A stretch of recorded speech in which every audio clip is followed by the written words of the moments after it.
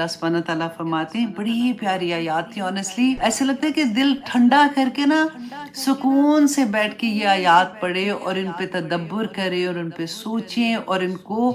دل میں جو ہمارے ایمان ہے نا، اللہ سے دعا کریں کہ یا پاک پروردگار میرے ایمان کو یقین کا درجہ دے دیں، کیونکہ یقین نا ایمان سے اوپر والا درجہ ہوتا ہے۔ اسلام جو ہوتا ہے نا، اسلام ظاہری طور پہ ہوتا ہے، جیسے ہم کلمہ شہادت پڑھتے ہیں، ہم ظاہری طور پہ مسلمان ہوتے ہیں، پھر ہم نماز پڑھتے ہیں، لوگوں کے سامنے ہی پڑھتے ہیں،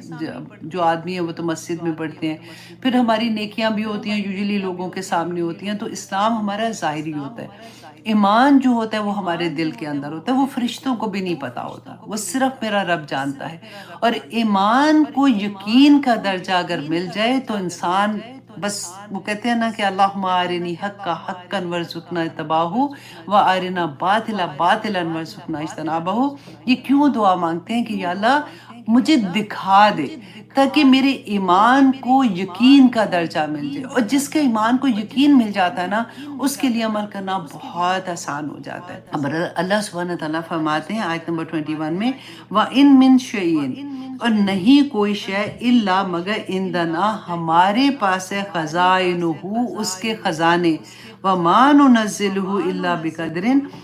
بقدر معلوم، اور نہیں ہم اتارتے اسے مگر ایک اندازے کے مطابق۔ خزانے سارے کے سارے میرے رب کے پاس ہیں۔ دیکھیے اللہ سبحانہ تعالیٰ فرماتے ہیں وَتُعِزُّ مَن تَشَاءُ وَتُذِلُّ مَن تَشَاءُ بِیَدِکَ الْخَیْرُ إِنَّکَ عَلیٰ کُلِّ شَیْءٍ قدیر، کہ اللہ ہر چیز کا مالک